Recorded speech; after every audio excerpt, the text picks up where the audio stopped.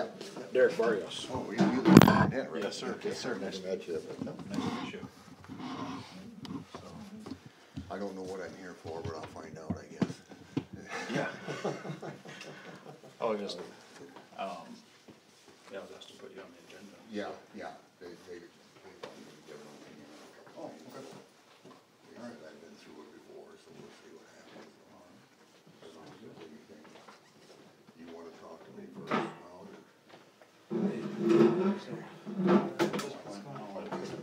That's fine, I just didn't know. Would you go to stay home or? Oh, we still. No, I can talk to you a little bit. All kinds of family home. We went to Watertown for one day this weekend.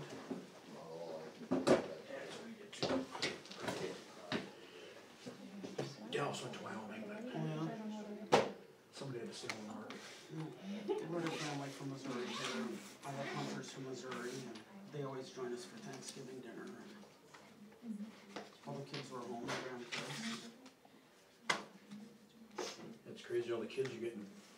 No, I know. They're all grown up, now all the kids all getting girlfriends, and mom doesn't have room for anybody in the house anymore. That's what happens, isn't it? I guess it means we're getting old. Yes. Yeah, We're just getting, year by year.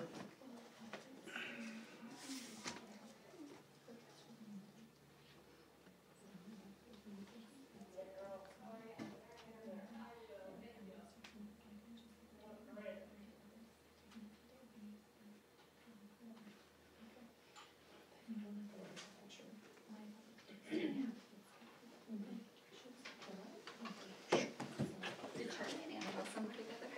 Angie's. Both of them? Yeah. Or maybe out to my house to check on the dogs before they went up to Angie's. Avery was maybe going to take them out there. Okay, I used to know she was. Oh. She always finds a place so long. Yeah. She wasn't where she was supposed to be. I see. Oh. Sit by you, Piggy. Sure. How are you? I'm good. How are you? You survived the Huss weekend? Oh yeah, it's always fun. Chuck stopped in today. Sounds like it was fun. I love that picture of you guys took. He said that was quite the hoot. Luckily he got healthy in time to take it all in. We feel like he missed a couple of days on purpose. Well, maybe he was pacing himself.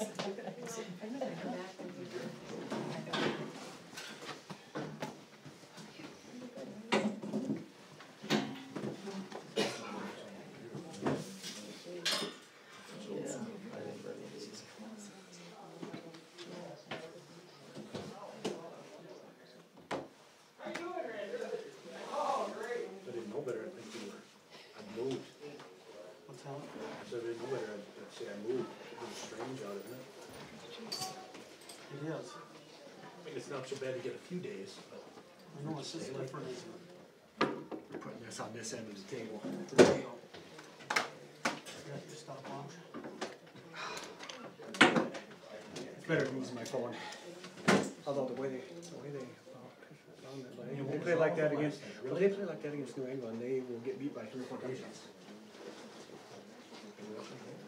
Well, just at the very end. It's the only one. Yeah.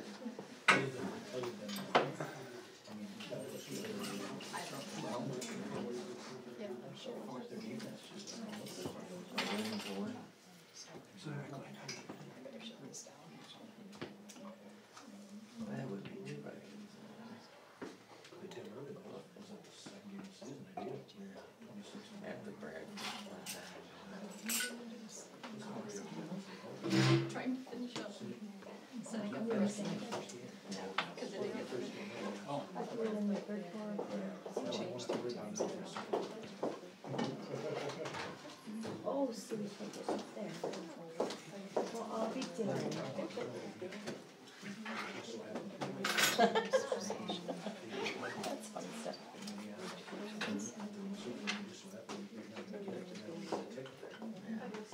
But we could tell you.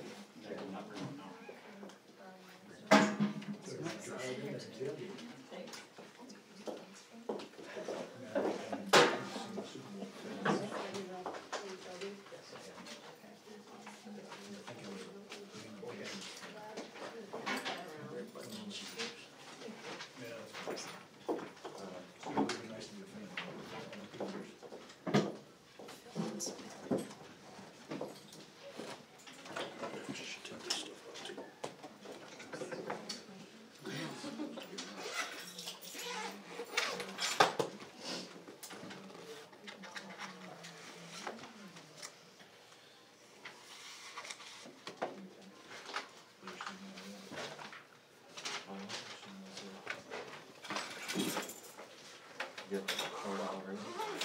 You gotta give the report on it. I'm gonna send this, we'll listen to the meeting, I think. I was showing Jerry my card, so he knew I actually went to here, and it was there, so. How'd that go? Not too bad, it's kinda interesting. And it's just like in the board meeting, just. The only thing is, I noticed in the packet, afterwards, it does say that the board should, when you look through it, you wanna just go through it in the meeting. So if there's anything that's in your vote on the resolution, you would have to. So cool. I mean, I don't think The I think the there's best only part is one. that we had to, Sioux in order Falls to School put them one. together in the one picture, we had to cut off the bottom, we all had our stove wash jeans on, and we had a good time. Get the hair done. Oh, it's just, well, you know, Michelle and I just wash and go and it looks like that, so it didn't take too long. Saw that. Wish I had It's some just of a that. bad idea. It's so That's, fun. there's a lot of things get changed, you know, because people want you.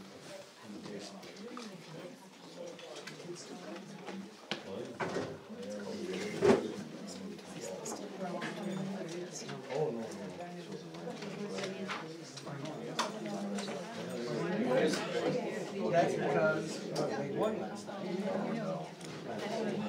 I was gonna say, yeah. Your team.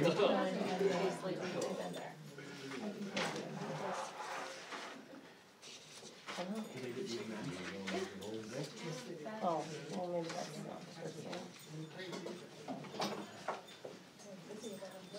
When it's in the, yeah.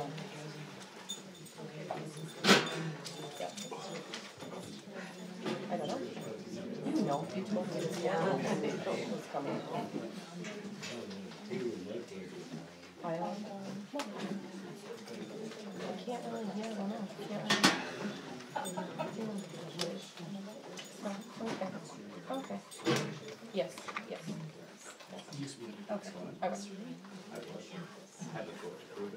But you have the Volkswagen Beetle that goes along with it. No.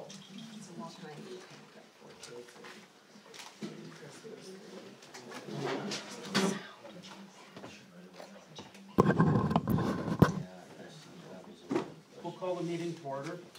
We'll start with the pledge of allegiance.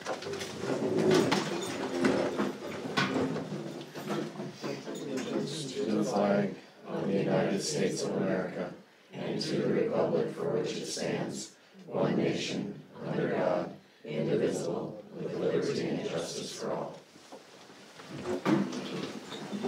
Roll call. Scott. Here. Jerry. Here. DJ. Here. Kelly. Here. Brian. Here. Before we get started, in light of last meeting, we had a lot of disruptions, and it's not gonna be tolerated. The time to speak is gonna be our open forum. Any comments during the speakers, wait till last open forum. But any trouble, people will be asked to leave. And now the approval of agenda. We'll need a motion. I'll make a motion. BJ, I'll second it. Kelly, all in favor? Any opposed? Motion carries. Open forum time.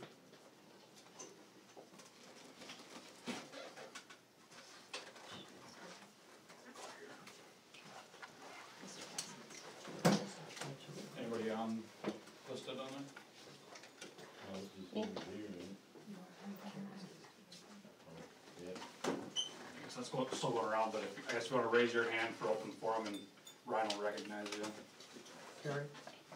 I just had one quick question I was confused about. My question is, has there been any talk of, if this building is good and it can be used for something, is there any talk of using it as something besides an elementary school where there could be meeting rooms or administrative offices, any sort of using it besides an elementary where we have to cut into our closet space and our hallways aren't wide enough, and it doesn't seem like putting a pole in the middle of a room in an elementary school would probably be a problem, but if you need to do something like that structurally in a meeting room, it wouldn't be a big deal. Or administrative offices, seems like this entryway is a good place for an extra doorway. Has any of that been looked into besides just rushing into making it be in remodeled elementary school? There was a plan in that packet that did show that. But it needs to be discussed. Okay, just bringing it up. No, there's in that HKG package, there's some different options. Okay. All right.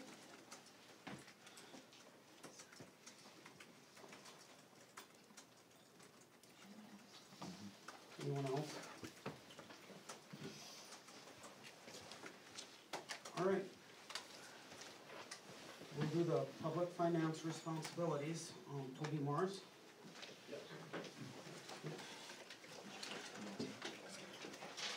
Thank you, Mr. Chairman. Toby Morris with a company called Doherty and Company, based in Pierre. We're headquartered out of Minneapolis, but we do a lot of work with city schools, counties around the state. Work quite closely with Fulton County when the jail came through, and a lot of various surrounding schools. Also do the senior advising for the state of South Dakota on their debt issuance. So I was asked tonight to come. I'm extremely informal to give, I don't know if you're looking at like a 101 about more of the finance, what all goes into it, because ultimately at the end of the day, you probably have to borrow some money with whatever project that you want to go through. And probably talk about some of the impact that came from the 2015 legislation that'll impact schools starting in the year 2021. And I put together some spreadsheets that I can hand out, because a lot of times you get the call and they say, you know, we want a $5 million building, and I have to come in and say, no, you can only afford about $1.5 million building, because you have to work backwards with some of the school financing programs that are available nowadays. And so I guess, Mr. Chairman, if there's anything specific that you're looking at, I've just sort of winging it here a little bit too, so you tell I me. will let buildings and grounds have their questions. Yeah, we're looking at a renovation in the elementary here, and we started in August, had some numbers put together, and we were gonna maybe have them invite back and maybe add some things to it, but just wanna know what the process is of getting a loan and how you go about it with the cap coming up and so Great. forth. Maybe what I'll do is, I don't bring enough for everybody, I'll pass this around, and for the educators in the room, you'll quickly find that teaching was not my first profession, so I try not to bore you too much, but we'll maybe just take one and pass that down. In the past, what has happened is school districts were allowed to levy $3 per thousand on the valuation. Well, then the legislatures get together, and was it 2008, 2009, and you get this whole new wonderful formula that said, we're gonna revalue the land, not based on comparables, but rather on production. So over the past 5 or 6 years, you were seeing school districts doubling their valuation. Take Bison School, they go from 100 million to 300 million, and it really wasn't because of the housing starts, and the tremendous amount of growth. It was the revaluation. And then when I looked at your numbers, you can see here, just like in the Fulton district, you've gone from that 400 up to roughly 900 in valuation. So where schools got in a little bit of trouble is they would leave that $3 per thousand on. Your district never did that. In fact, I would say you're probably in the bottom of 20% of the lowest capital outlay levies that I've seen statewide. So it shows that there's been a very strong fiduciary responsibility on the board to keep those levies low. Now, as time comes along, you had the ability to raise it to 3, but you've kept it at about 1. And so when we switch now to a student enrollment, regardless of what's happening on your valuation, you're gonna be only allowed to levy per child that you have, enrollment. And so whatever project you take on, if you borrow it out of the capital outlay, you essentially can't raise taxes because there's gonna be a maximum set. And that maximum, looking at right now, in today's valuation, if you have that 307 student enrollment, you're gonna be about $1, right where you've historically been. Well, if you're gonna take on any kind of debt, you have to make it work within that $1 per valuation. So what I did is I looked at this and I said, okay, if you wanna dedicate no more than 30% of your capital outlay towards debt service, which is a good rule of thumb, you don't want much more than that, the most you can borrow is gonna be anywhere maybe 3.3, maybe up to $4 million, which depending on the route you wanna go, whether it's a renovation, whether it's a new school, whatever it is, instead of the tail wagging the dog, the finances are gonna say, you can't go much more, unless you wanna go to a bond vote, but that's a whole different story in that one, because that becomes a new tax, and you generally only see one school a year take on a bond vote. Redfield did one here 2 years ago, that was quite large. Most of the schools that you see that take on a bond vote are more East River, because there's a rapid growth and they can't use their capital outlay for that. So the direction that, I guess, was saying with you is, if you wanna do the renovation, then it's a matter of what amount do you wanna spend, and we can figure out the amortization. You can't go more than 20 years, when you borrow it, so we try to fit it within that cash flow. Rates are still very low, we're gonna see an uptick in that, the feds have said they're gonna raise rates, we've seen some of the rates come up, but today, if you were to borrow for 20 years, you're gonna be around that 3.1%. So it's still incredibly cheap in terms of interest rates. So the question you have to ask yourself though is, when you're ready to go, on the direction you wanna go, you probably wanna lock in the rates sooner rather than later, so you're not paying that extra, interest expense on that. Maybe I'll shut up right there and see what kind of questions, I mumbled quite a bit, so. Like, Bison is just, are doing a build through capital outlay, and they got low enrollment, how are they doing that? They did that on capital outlay. We Yeah. tried to do a vote up there 3 times and it just would not go. They have maxed out their capital outlay from 2000, we raised it in 2013, and they'll have to drop it down in 2021. So the intent is to have a lot of that paid off by then. That one was a struggle up there. Those folks had very mixed feelings about their school. So, So in Bison, they had a vote 3 times, and then they chose not to listen to the public, and they did it through capital outlay certificates, is that what you're saying? Yeah, each time the vote happened, it was right at about between 56 to 59.9%. But Bison was an interesting school. I've never seen a coal-fed boiler in my life, so it was a little outdated. I had visions of 3rd graders getting detention shoveling coal in there, but that's how they heated that school up there. And they had foundation issues, and I don't think mold has been identified by some of the people in the science community. It was in rough shape, real rough shape. But yeah, we did that through capital outlay, because that started out as a $12 million school and was whittled down to about a 4.5 by the time it was said and done. So you said they took on the certificates, and if it's not paid for by the time the cap comes, then what? You wanna be careful on your cash flow, to be able to maintain your current capital outlay expenditures. Your buses, your curriculums, things that need to get changed over, every so many years. Because now if you borrow, like in this case, if you were to borrow $4 million, and I'm just throwing that out there because I look at it as 33% of your debt service, that's gonna be roughly $300,000. And which is about half of it. I think you generate about $650, $700 was what you guys are currently doing now. So if you were to max out at your 2,800, you could levy up to about 800,000 would be that deal. And the fear is, what happens if your enrollment drops? Debt service doesn't drop, enrollment drops, your revenue drops. So it's like buying a house and getting fired the next day, so you wanna be very careful. A lot of times the questions are asked, are capital outlay certificates, can they vote on it? Technically, if the amount borrowed is less than 1.5% evaluation, so roughly at 9 million, 1.5% of that's gonna be right about what, 6, if I'm doing it, so 2%, 18. Yeah, 1.5% of if you're at 900 million, it'd be 13 million. Well, you're not gonna borrow 13 million. So I've seen boards take it to a public vote. It's the board's choice at that time. Technically, they do not have to take it to a public vote.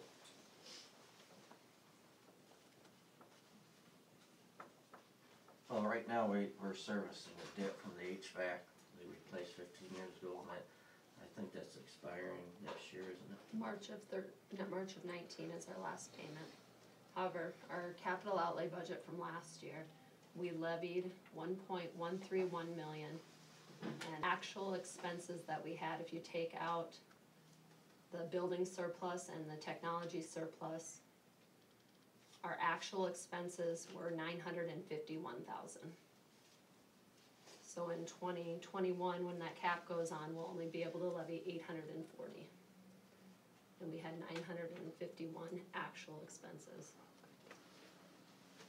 You know, that was about 50,000 was your HVAC debt service?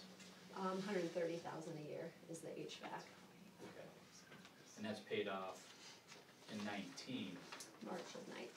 And so we'll have to be very careful of your So cash yeah, flow. even if you take off 130, we're still. You levied 1.1.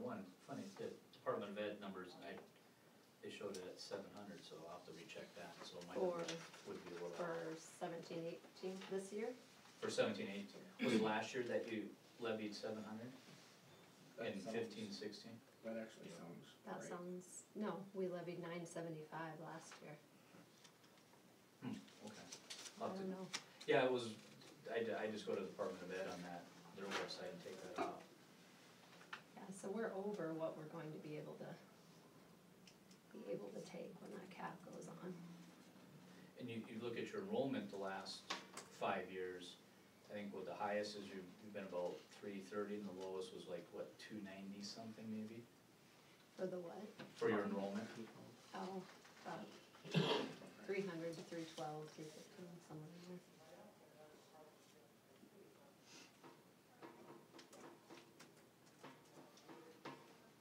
So what are our financing options at this point? Let's say the board decides that they wanna move forward with a remodel for, let's say, this next year. What are the options to make that happen? The options are gonna be your capital outlay as your primary source, but we're gonna have to really look at your budget to see how much you can dedicate for debt service and build it in that way. If you said, Toby, look, we know you have that 100 and some thousand for the HVAC, when that comes off, we can add in debt, so it's a smooth transition. But if you're having 950 in actual expenses, you're gonna lose 100,000 on revenue in 21, is what's gonna be the problem. So, that in essence looks like it's a $250,000 payment when you're only getting the benefit of 150,000 for debt service. And you know, an option there would be another 200,000 is paying for transportation expenses. And we could just use more opt-out money in the general fund to afford a loan. So either way you're gonna, the tax levy's gonna go up to cover that. Do you buy your buses straight out or do you lease them? We contract You contract. our busing service, And then like all your computers, do you lease those or buy those straight out? buy them. What'll happen, as I see over time, is because of this restriction, cash is gonna get precious, you'll end up leasing stuff that you would normally pay for out of pocket. All leases have to come out of capital outlay though, so it'll just be less is what you're Yeah, saying to make it cheaper. yeah, instead of making the, $50,000 to $75,000 one-time computer, you're gonna take it over 3 years because you won't have the cash. And leasing vehicles probably too, and all of that instead of. It'll be interesting, you take Agar Blunt Oneida, they will go from the richest school to the poorest school overnight because of the valuation of what they have in the enrollment data.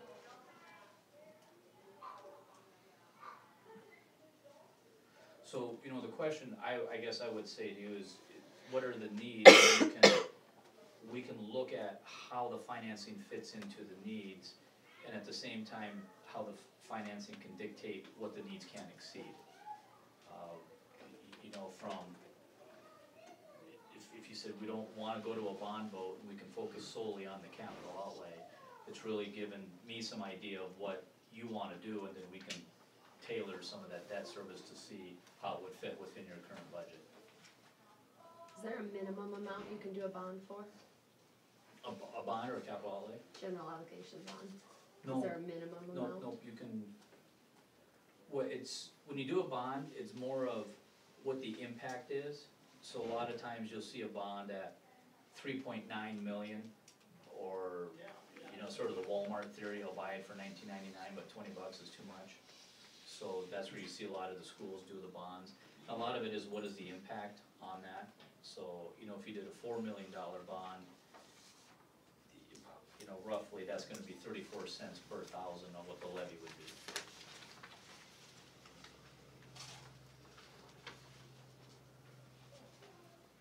But bonds are hard work, I can say that, they're very hard. A lot of education needs to happen in a bond.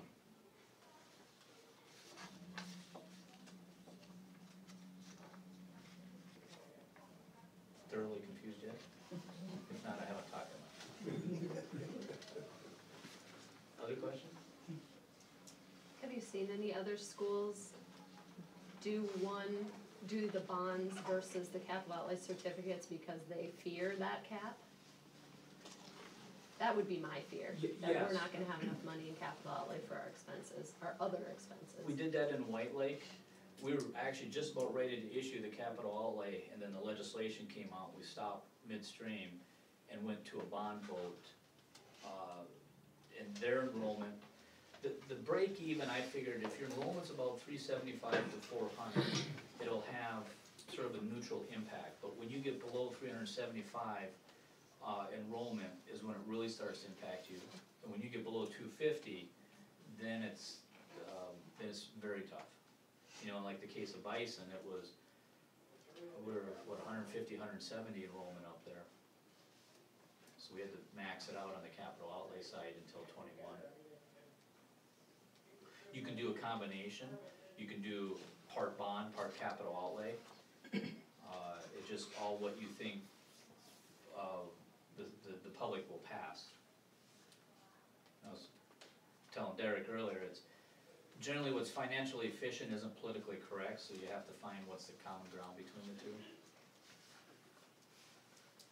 Cause you could raise capital outlay levy to the max, essentially is what you're saying, put You could. What'd you say our max was, that we could levy up for 3? You figure you're pushing 900,000, so 900 million at $3, you know, that's gonna generate that, you know, close to 2.7 million. And if you're using how much out of your budget, 975, you could jump it 1 year and pay for all with cash. That would be the financially efficient, but I don't give politically correct advice, so. We could do it over 3 years, though, we got 3 years for it. You do, and instead of raising it to 3, you could raise it to 220, 250, you know, whatever amount that you need, and just nothing else, do a short-term borrowing Yeah, to get you through that cash flow. we could do a 3-year loan on Mm-hmm. like $1 million project. Correct. And then raise your capital outlay to pay for that Yeah, year loan. in 3 years. Correct. Okay. You know, just take out 350,000 Then- extra a year to pay it Then back. it'd be paid for by the time we get. Yep, Yeah. you could do that. You know, the county did something similar with their jail. They took out the financing more on a short-term basis because they wanted to pay it off quicker, and those are flexibility terms that we can provide, knowing you have that 2021, but time's not on your side right now, financially speaking. So how long does this process take if we, let's say we bring the architects back in and we add some things and we get our numbers together more next month, or, Your architect will probably take 3 months to design it, would be my guess, so you'd wanna be the first one out of the chute for the bids this. well, I think he's mostly done with it except. Is for- it? Yeah, Okay. it's mostly done. It was I can have sometimes mine when- turned around in 30 to 40 days. I see. Yeah, you know, it's a matter of passing a resolution. What I like to do if it's a smaller amount is we'll work with a local bank, similar to what we did with the county, cause it can save you on extra fees, as long as the rate's where it should be. And, you know, I think Dakota Bank, they're wonderful to work with, and I don't think you have another bank, but you So you take the loan out after the bids come in? can do that. Could set it up where you borrow, say, call it, lack of a better word, call it a line of credit for $1 million, and after the bids are all in and you only need 800,000, well, then you just draw down the 800,000. You could do it that way. That way you're not borrowing more than what you need.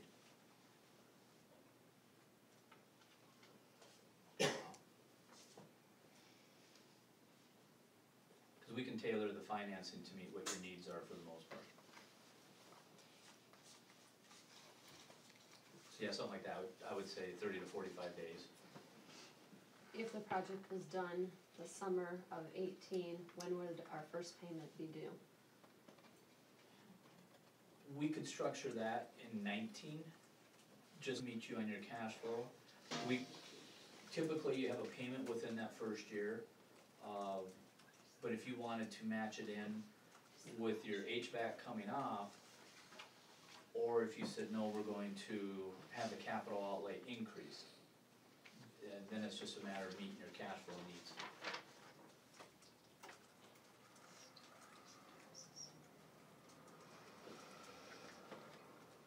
And then usually schedule the payments in June and December to coincide with tax receipts.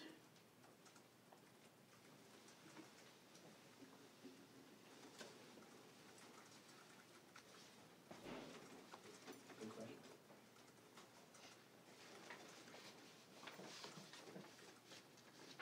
Other ones? Anything else? I missed something or?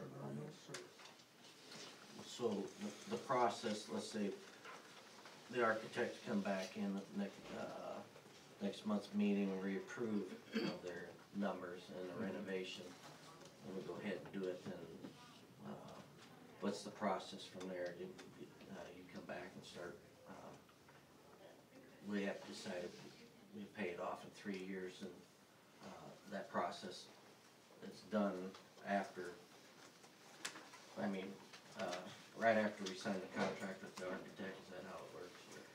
Yeah, cause then I'd look at the budget and see what the timing is for their construction, you know, what are they carrying for contingency? Because you've already put your levy in now for 18, so we then have to look at the build out, to the receipts, to the debt service payment, to the year 2021. I would see it, you know, sort of all coming together like that. Cause I don't wanna hurt you on cash flow with the new debt service payment.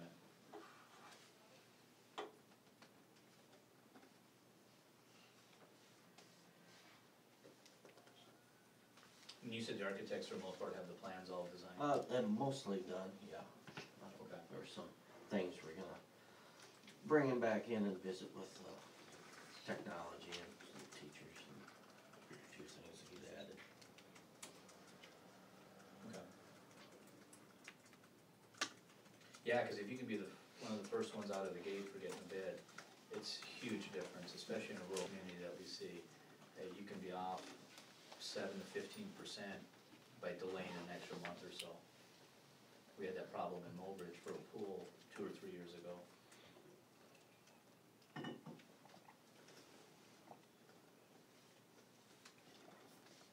Do you have a construction manager on board then, or just? No. You know, in those, I've seen boards go either way, whether you have a construction manager or not. There's pros, there's cons, you know, it's something there for the board to look at. Have you seen projects one way or another with those? Does it seem to benefit them, having a construction manager? I'm a fan of the construction manager delivery process, because when they sign, I don't know if you're familiar with how it works, like a construction manager at risk, and then they sign that guaranteed maximum price, because I always get the call afterwards when things get turned upside down and I have to come in and pay an extra $1 million because they're already in the process, I get grouchy. And then, you know, then the board gets grouchy at me, and like, it's not my fault, but I have to fix it. So when you have a good construction manager, your oops factor gets greatly reduced. I can tell you at the state level, they pretty much ascribe to it 100%. If I do a hospital financing, I mandate it. That's part of the financing, and just because it removes so much liability. Because it's not your fault then if something goes over budget, because that's what they gave their GMP for. Now you gotta be careful with the carrying contingency, but you know, that's a little bit different story when you whittle it down. And there's some good construction managers in this state, really good. You know, Henry Carlson out of the Aberdeen, you have Pitts, that's really familiar with schools. I wouldn't necessarily go with the cheapest construction manager, go with the one you trust, and more importantly, the one that has a lot of experience with schools. Because there's some horror stories out there, you probably heard from Derek. You bring them on first before. You bring them in conjunction with the architect. Because what they'll do is, you figure your construction manager's in the field every day, and the architect gets paid to design something, but they're not in the field every day. And so when you bring them together, you get much more efficient results.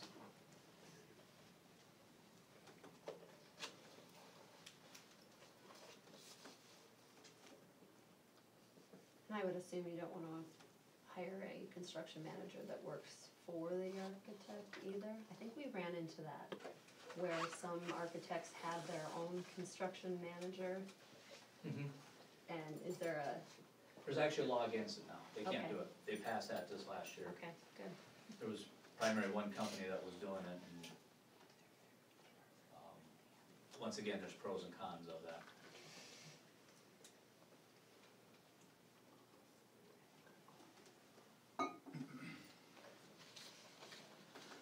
A lot of architects will carry their own in-house, I don't wanna call it construction manager, but review, and that's very critical, because you wanna make sure you have good soils testings to start out with, and, I mean, we run into issues with that, where they didn't do the soil samples up front, and those.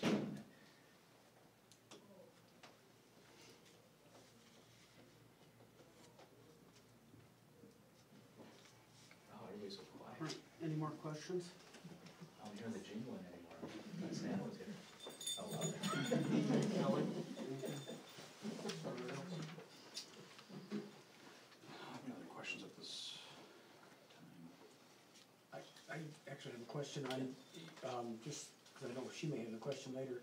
The number that you had with that capital outlay request, you said they found that off the DOE spreadsheet? Yeah. And that's something we can look at when the meeting's over too, if you wanna. Yeah, payable 16 said 22. Can't believe the DOE would be wrong. Never. Never seen that happen.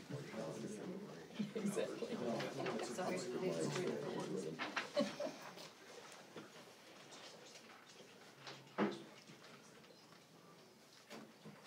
Yeah, so maybe disregard a little bit of the numbers, but the theory of how it's applied, look at that. You were saying valuation. What's You were that? saying the valuation was 766, is that what you just said? Um, I was thinking you were stating our capital outlay levy, not No. valuation. Your valuation was 766 million in 16. And it said you levied 0.82, which should have generated 632, but you said you levied $1,000,001, $1,000,002, which would have been double. So you've been $1.60, $1.70. But I think the number she maybe gave you was 17, 18, or 16, I mean, this could be 2 years. No, in fiscal year 17, we levied 975, so, but.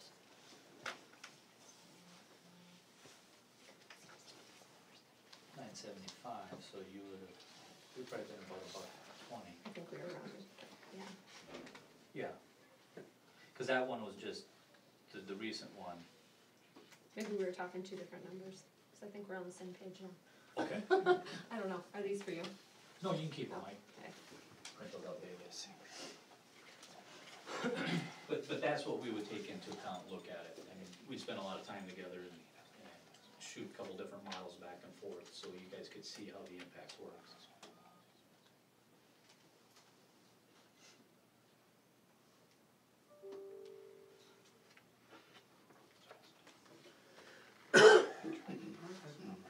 Thank you, You bet. thank you. You want me to stay around, or? Maybe. Yeah, I guess Yeah, we you can if we have some questions. Next up will be HKG recommendations and discussion. I was asked to, put on here, that, because we've, Jerry and Scott wanted to invite, Vern and, Mr. Brando, to come and speak, so, just whichever of you would like to speak first, or.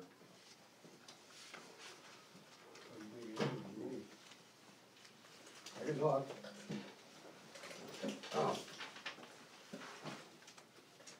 I've been asked to come here and address this board, but first I want to make very clear that I'm not here to recommend or to name any sort of an architectural firm.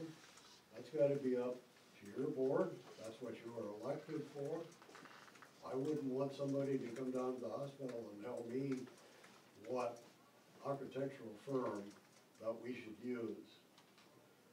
The reason I'm here is that there are some rumors going around this community about the hospital construction, and that it's a mess, that it's a basket case. And that is very untrue. And if you wanna see what happened, I would invite the board to come down and give you a personal tour. It's all done. You can see what's been done. And if it's a mess, I'd hate to see what a mess really is. And that's about all I got to say. I'm just saying that, there has been no big troubles down there at all. This thing, the only thing that really happened was the construction went over the period that was allowed. Now that's not, that has to do with the contractor, that has not to do with anything else. So, as far as the construction, it went pretty smooth. Everything is done now. And again, I say, if you wanna take a look at it to see what happened, I can arrange to have a personal tour for you. Thank you. Randy? Well, put Vern, I'm not here to make decisions for anybody on this board either, so.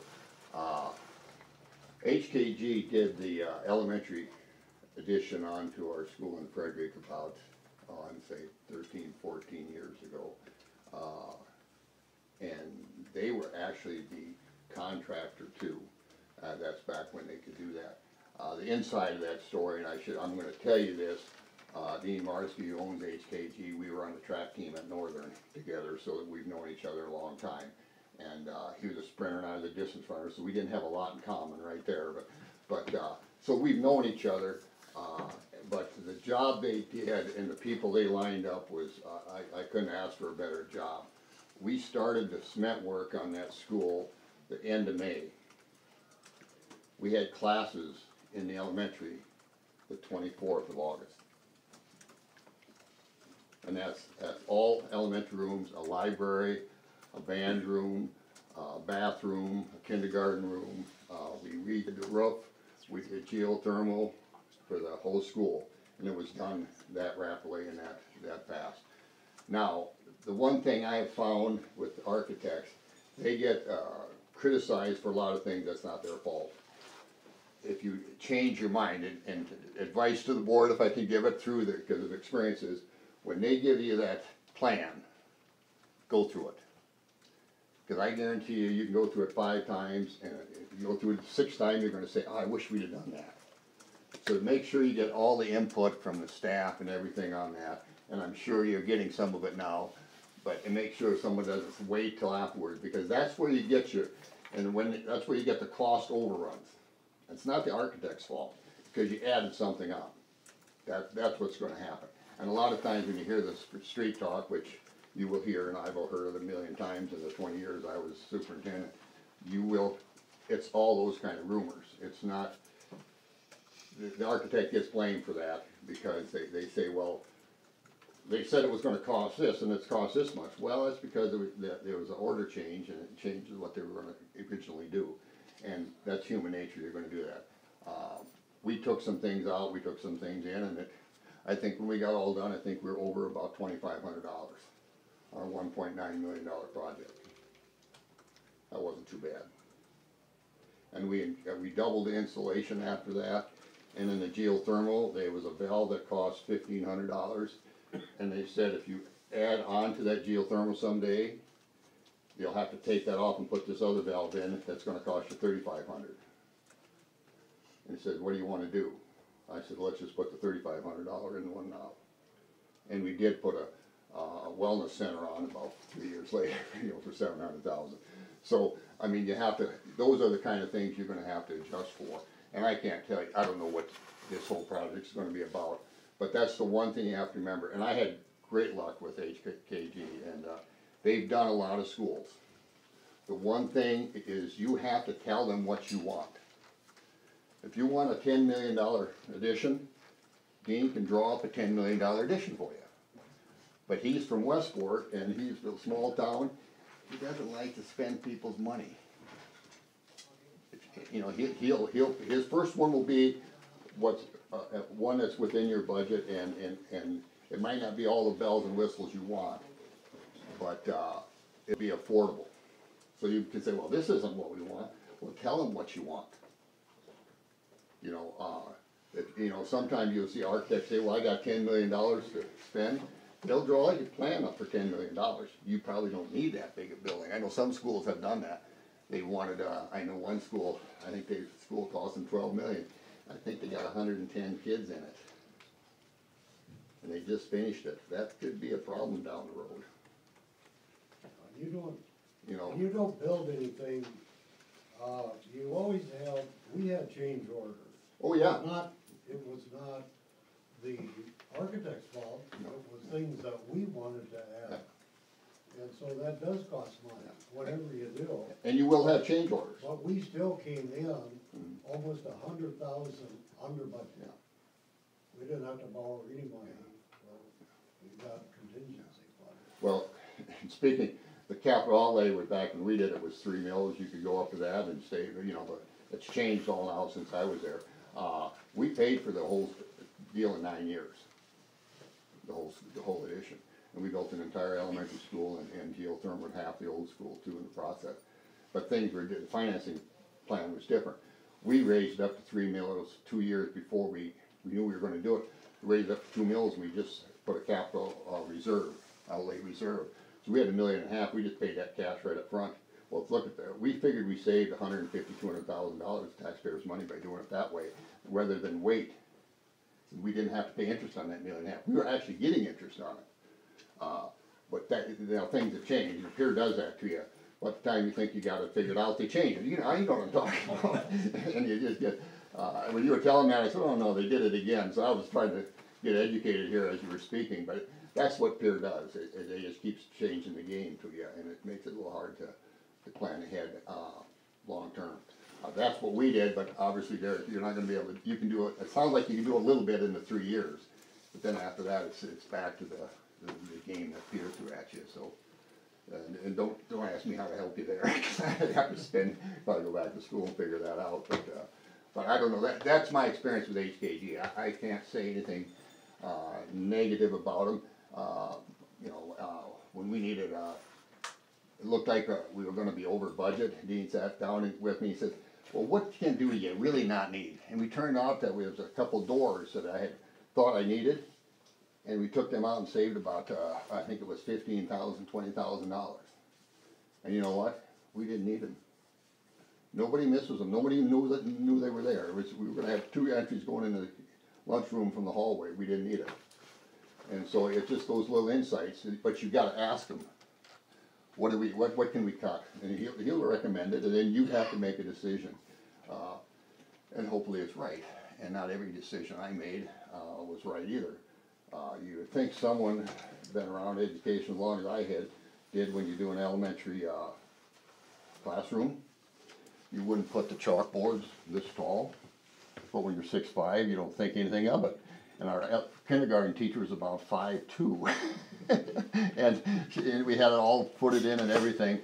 So you know that's just one of those whoops things, and you're going to have a couple of those, and you just got to.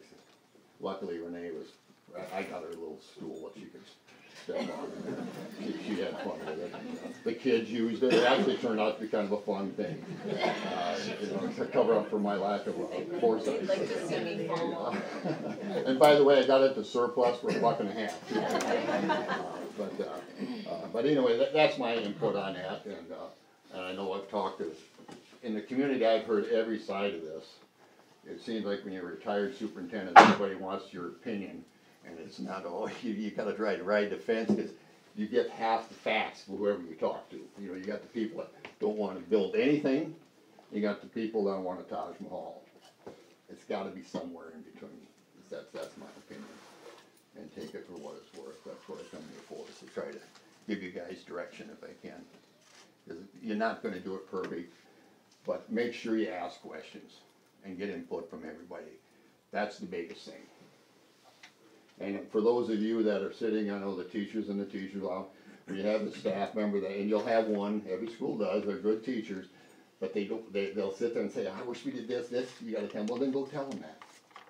Doesn't do any good to talk about it afterwards. They're not trying to be troublemakers, they feel intimidated, you just gotta get them off the chair and get them to do something. Say it, or say it for them, go in with them. And that helps the board. It's tough when you start a project like this. I know you got some new board members, you don't even know, it's like Greek to you. And this new finance plan, I can't imagine how some of you are trying to deal with that. It took me years to figure it out as you go, and that's just how it is. You gotta be patient with everybody, so. Anyway, good luck on it. I do think Faulkton needs to do something. I don't know what, because I don't have all the numbers, but it needs to do something. Most schools do in South Dakota. Like Bison's a good example. They waited too long. Barnard, if we voted on Barnard, but we had to vote to close the school because that was 8 miles away. If it would have got voted down, I could have closed the school in 2 weeks. All I had to do is call the health inspector. There's black mold all over the building. And that's one of the reasons I did it. I didn't want to make it, I figured it had to be, and it was. When we sold the school after we built, 2 years later the guy had to move out of it. Wouldn't you like to have all your elementary kids in that kind of a building? So you got to look at those kind of things. In old buildings, it's there, But you can fix it if you do it right, so. Thank you. Thank you. Randy, just so I get these minutes right, you guys did geothermal heating, AC of the roof, and what else was included in that? All the elementary. And what we did is, we did it wrapped it around the gym and butted it to the old high school.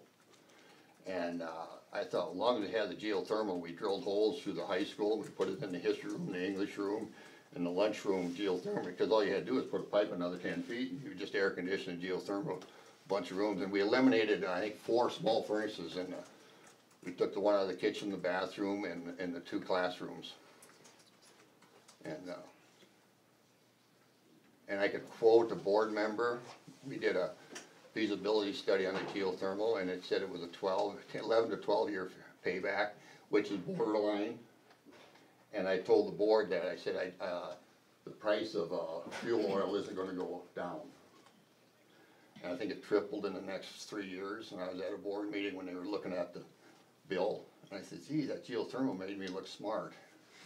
And one of the board members, and I'm sure one of you guys, they said, we didn't think there was anything that could make you look smart, bro. But they went along with it, and we looked, it was a lot of day, we toured a couple schools that had it, and that was a good way to go. I have one more question, if you don't Okay, mind. no, I don't. So what was your process with, you being superintendent? Did HKG then meet with your staff, or how do you get to that point where, Well, like you said, you don't wanna have. it was the, a "We should've 3-year done, we should've plan. done." I was thinking about doing this like 3 years before, but you have to wait for the timing to do it sometimes, and sometimes you're lucky and sometimes you're not. Cause we were in the process of opting out too, so you don't throw the public, you opt out and then build on the school the same, year unless you wanna get shot, so we had to do one before the other, but I did the plans, and I sat in the teacher and just kept talking to teachers. What if this happened, and so on and so forth. And then once they got word of it, they just come out and we had a meeting, and I said every week we'd have a teacher meeting, okay, what do you want? And, I had a really good, Ann Hagee was my elementary principal, and she was really good getting staff input. Because most of it was for the elementary teachers, and she was just, we looked like the Beverly Hillbillies when we moved from the Barnet to that. She had arranged everybody's horse trailers and everything in less than one day. We took every desk, everything out of the Barnet school, moved it 8 miles, and we had it all in the center of the classrooms for the elementary teachers to put around. That's organized. When you got an elementary principal like that, that helps. So you spent some time getting input from your staff? Yeah. And then you said, okay, HKJ, here's what we're looking at Yeah. doing, what can you do it for, is that? Mm-hmm. Okay. Yeah. And then from that number, you asked, okay, how can we get this lower? Yeah. And what do we do or do not need, and then kind of. See, what happened to us, we had it all planned out, and then we got the bids in, and it was way over. What happened is Aberdeen Central was building their school at the same time. So all the contractors, they didn't need Little Frederick. They would, why not spend all your time in Aberdeen, we can work there for 2 or 3 years instead of our little project, So our bids got jacked up because they didn't really want them, that's what happens on those situations. But, so then we just eliminate a couple little things that, the bells and whistles that, like I say, if nobody knew it, they didn't miss it. But there's certain things that, you can't eliminate because people will miss them. The geothermal option is more expensive, I know. But yeah, upfront it's way more In expensive. 2007, when we did the hospital, it was $115,000 more than conventional heating and cooling to put that in. But it was paid back, the payback was at 7 1/4 years. Yeah. So it is what it is, but it does cost more, but in the long run, as you go down, it becomes cheaper and cheaper for you to have it that way. Yeah. And, It's kind of the old theory, pay now or pay later. yeah, That's what geothermal is, really. I know we have 100 wells that does the heating and Yeah. cooling there. I think I think ours was right at that, 250 to 100, if I remember right. Randy, you said it was a different time with school finance, and of course it was, and you were able to, I don't know if the right word is stockpile, but you were able to. Yeah, I had like $1.5 million in the capital outlay reserve. Okay, so, and you said you kind of gradually increased that levy over 3 years is what you did? No. Well, I cheated. We opted out, and we raised the capital outlay to 3 mils the same year. And then everybody blamed the increase on the opt-out, and then after a year, they were fine with it. So, I mean, I was wondering the shock value of it. And that wasn't me, because I had a board member that, he got on to watch us. And I explained to him that I saved the taxpayers $150,000 because of the interest we were going to save in a 3-year span. And that's how that worked then, because that $1.5 million, when I had it in there, I was getting interest. If we wouldn't have done that, we'd have had to borrow that $1.5 million, and we've been paying interest. So you can take all that interest we got and all the interest we would have been paying, it increases fast.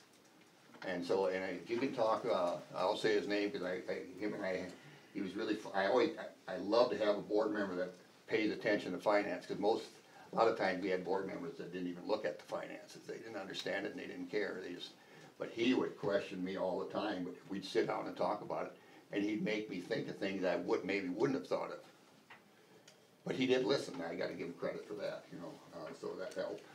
And I made some trips to Pier and probably talked to guys, you know, Pier, that, you know, finance people to figure it out, because it's a different ball game than your personal finances.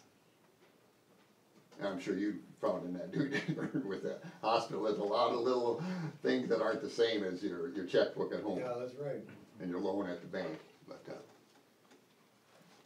So capital outlay paid for the yeah, project then? yeah. We use capital outlay certificates in 9 years, it's paid for. And you said it was kind of a 3-year planning period that you had leading Yeah, to that? you know, to be honest with you, it was probably longer than that for me, because I knew that we had to do something different, because buses were coming and we'd drop some elementary kids off there and the bus would wait and another bus would, and then they'd bring the high school kids over here, then the elementary kids that were there, another bus would come there, then after school, the elementary kids would be bused to Frederick and they'd get on the bus and they'd get taken home. It was a 3-ring circus trying to figure out who was going where, you know, and once we got that, you know, they just all got on the bus and it simplified it. We had lunchroom was across the street, band room was across the street, didn't have showers in the gym. So you knew that something had to change. And just to get the timing right, and that is the issue. And the financing. The financing is probably the biggest issue. And this last summer isn't gonna help. I'll just be honest, if anybody in here knows that it was dry this last year, that's gonna make it tougher for the finance people to buy into the finance. That's the reality of it. There's no sense of hiding from it. That's the reality of it. This is a rural community. They're gonna, everybody's belts got tightened up this summer, so.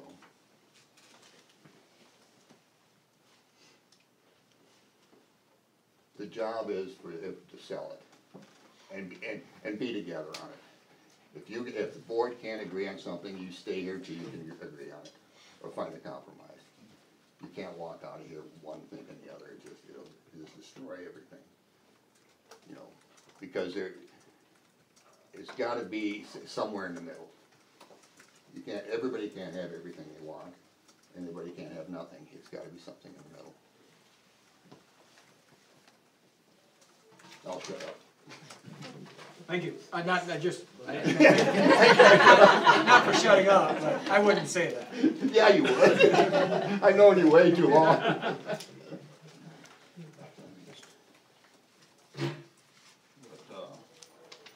I guess this time I just turned over to board members and what discussion do we have in light of hearing financial possibilities, and input from our 2 guests tonight. I mean, this is where we need to have the discussion. So, what questions, what are you guys thinking, Well, as far as the elementary remodeling, you know, with the sprinklers, we're up to $775,000. Add in some wiring, some outlets, I would hope that we could get it done for $1 million, and if we start on it this year, they give us 3 years to pay it off, so we wouldn't be up against the cap. And if we get the elementary so it's fixed up and usable and for years to come, and then later on, it be more of a chance to pass a bond issue for the high school, because anything major is gonna have to have a bond issue passed. And so we wouldn't be as big a project. So I guess I would like to, I think it would go, if we could pull it. Well, I think we need to have HKG on, have Jeremy and a teacher, you and with building and grounds, and just talk about this renovation plan. Yeah, get a final number on it. That's where we need to go. Speaking of HKG, they did call me today, just kind of wonder what was going on. They received some phone calls. in talking with them,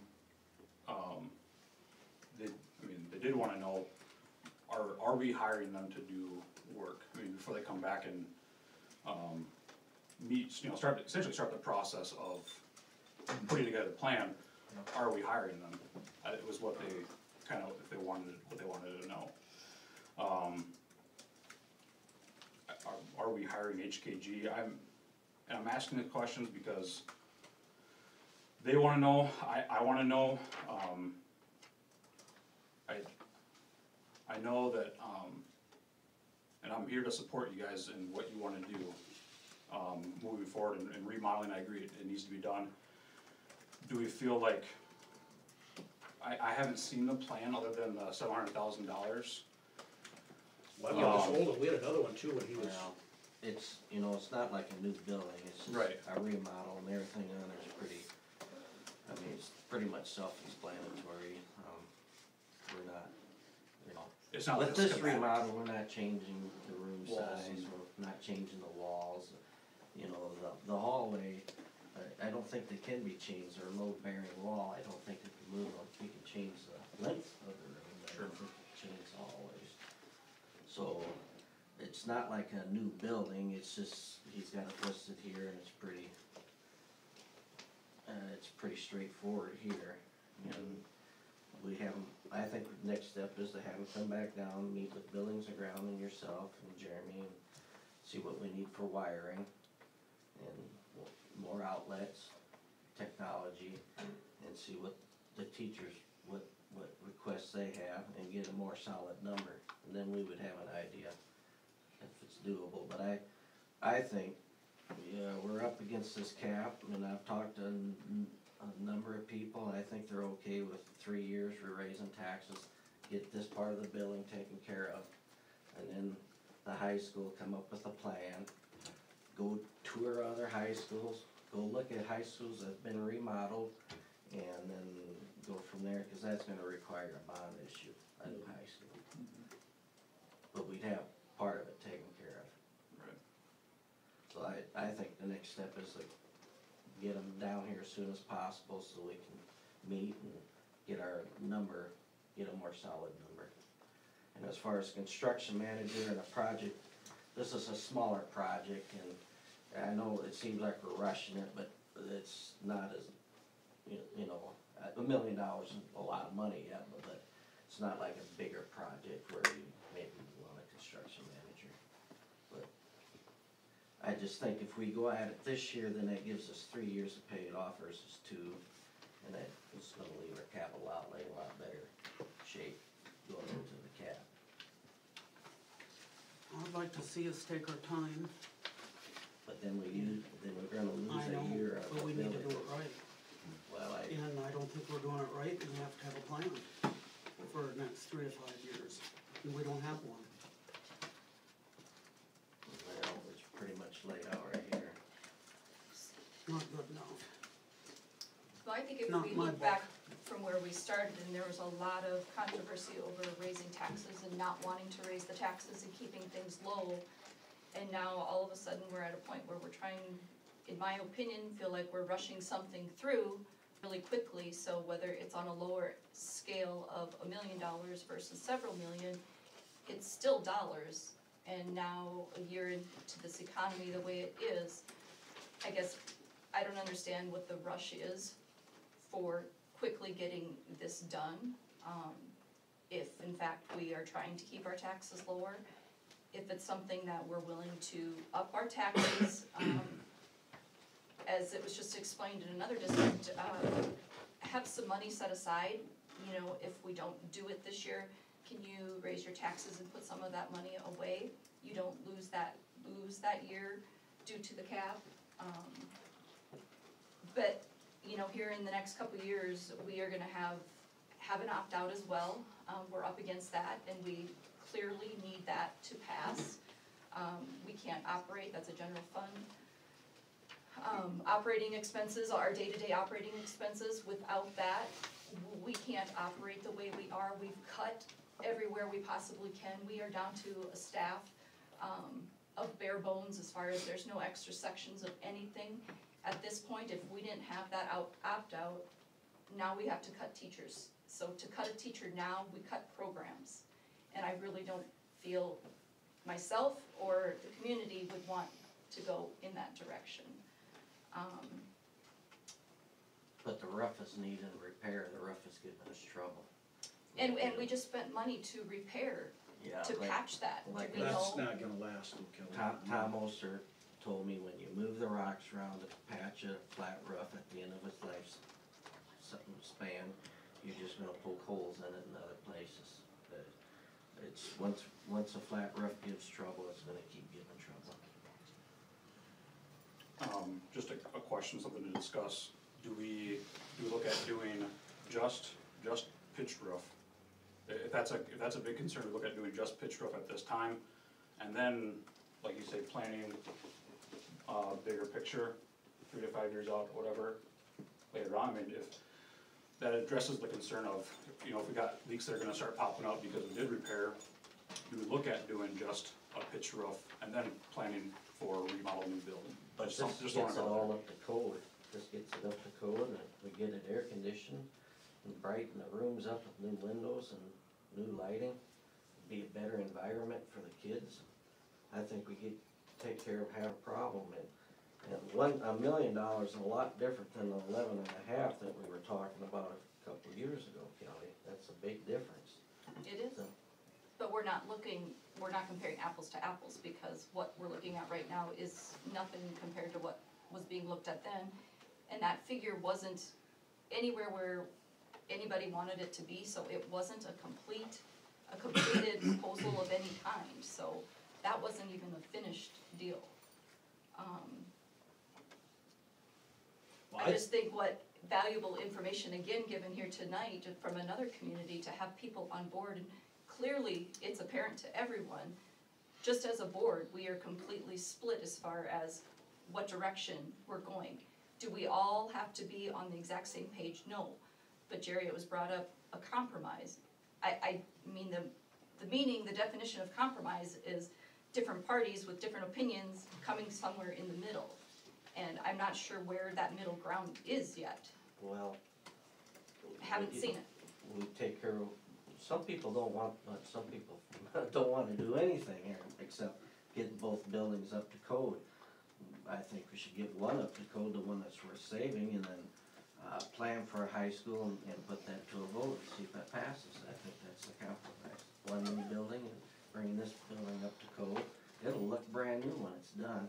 It's gonna have new insulation panels on the outside of the walls, it'll have new windows. It'll look new. It might look new, but the functionality of it, I think, is very important to keep in mind. Teacher-wise, student-wise, again, as I've explained, our teachers are in every part of our building, and so we go and we put money into this where it's at. It was talked for a high school, possibly just finding any open ground because we don't wanna disrupt the school year or whatever, which is, yep, totally fine. But you're limiting yourself, and if we're gonna keep this, fine, but where are you gonna add on? How are you gonna make things flow? How are you gonna now attach it back to your gym? So everything, I mean, to They put said- something, They said that's not a problem, when we talked to them. but Mr. I mean, Barrios if you was look there at the too, he heard it. landscape, They if said it's you not go a out, problem you- if we did this to connect it with a new high school if we decide to build it. I would just suggest getting together, buildings and grounds, getting together with the teachers for one initial meeting. Not one teacher, all of them. And just brainstorm. Because there are things, and we hear them in our offices, because they just want to tell someone. But I've heard the comment, air conditioning is not at the top of the list. They have all these needs that, yeah, we'll suffer for 2 weeks out of the year in 100-degree heat if some of these other needs can be met. But I think you gotta know that first. Well, that's why we wanna do this. But I mean, HKG wants to know what you want after you do that. They wanna help you get to that if you come into them and say, okay, this is what, we met with them, this is what they want, what can you do for us to make this happen? Why not meet with them first? With the Meet with the teachers. staff and teachers. I think it's a good idea. My Let biggest them have a say. fear is that your support staff that you have, the administration offices, the music room, I mean, things that are used by everybody, Jeremy's office, you want those to be centrally located, and right now they're not, and that's the biggest problem we have. If we look at this elementary and we shove everything back into the same exact spaces that it's already in, we're not solving any of those problems. And that's what I fear, that we're going to fix this, or we're gonna remodel and make this look nice. It will look nice, but it's not gonna solve any of the problems that we have that have developed from having 390 kids versus 300, or, minus the colonies. That's my fear, that we're gonna spend money and then not solve any of the problems that we have. And I don't even know what those problems are, but the staff does, because they live them every single day.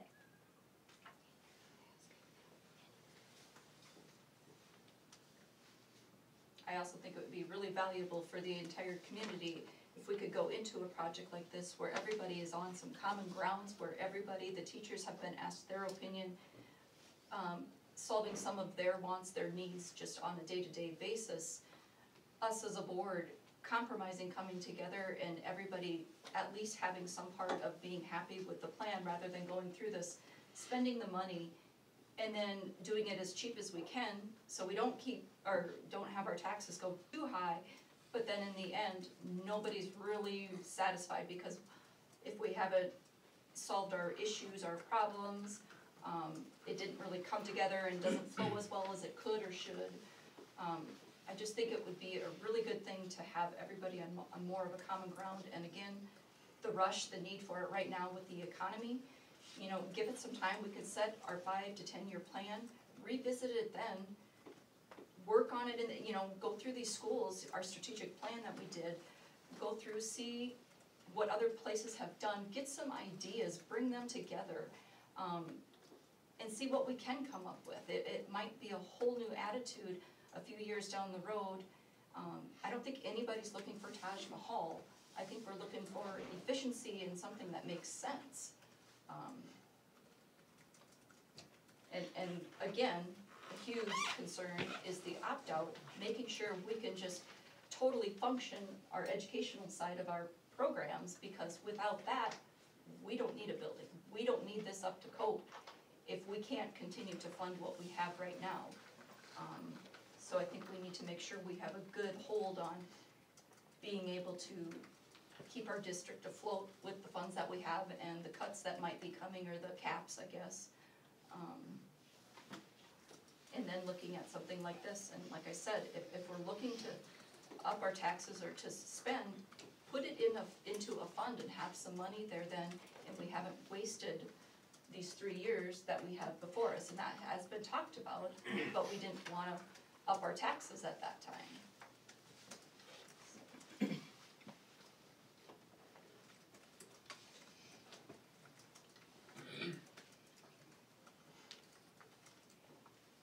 So you guys would wanna meet with the teachers then? So HKG is wondering, they probably wanna start charging them, or what were they asking? I did talk to him today. I called and I asked him bluntly, I said, okay, so if we get to the point where we let bids, I said, and they come back at $2 million or whatever number they come back at, don't state that. What are you going to charge us? We don't go through with this, we stop because it's too much money, what's our bill? And he told me $25,000 to get us to the point of opening bids, Alright, so. so you guys would probably wanna visit with the teachers and staff before, that'd be a whole separate meeting, cause right away you guys talked about meeting with HKG and them all at once. So you would, Should be done before. That was what was requested of you, is to have all of that at one time. yeah, Yep. but now looking to maybe doing that beforehand, is that what they were? I think that We're makes up the most against sense. paying, up against them starting to charge us, Well, I think they'll come back and find out, they'll put the electrical on and get that estimate, and maybe some other things that are wanted, but I'm just, the building is pretty much, it is what it is, I just don't see changing rooms and, you're talking about float. Kelly, do you want the building here or not? Do you think this building's adequate? Do you think it's worth fixing up? You know what, when we looked at it before, we talked about whether it was or wasn't. Could it probably stay and last? Yes, but you're gonna have to find some uses for it if you want to try to bring other things up to date with the way they teach. And I've said it before, some of the locker situations, widening our hallways, we're not gaining any of that. And so in order to do that, try, go to the drawing board, brainstorm, come up with ways to utilize this building. I sat up one night and drew something up, sketched it up, ways to utilize it, take out a couple walls. But you're gonna have to be able to add on to your next building, if a couple of these rooms, were taken out for a commons area in your locker area, something added onto the front for a little bit wider of an, or entryway, so there's not so much congestion in the beginning and end of the day. At that point, you're gonna have to have a couple more classrooms in the new addition. So that's just all part of planning and making it work in the end. And if you don't have that plan, putting money into this now and then coming up with a plan later, it's counterproductive and money that is wasted.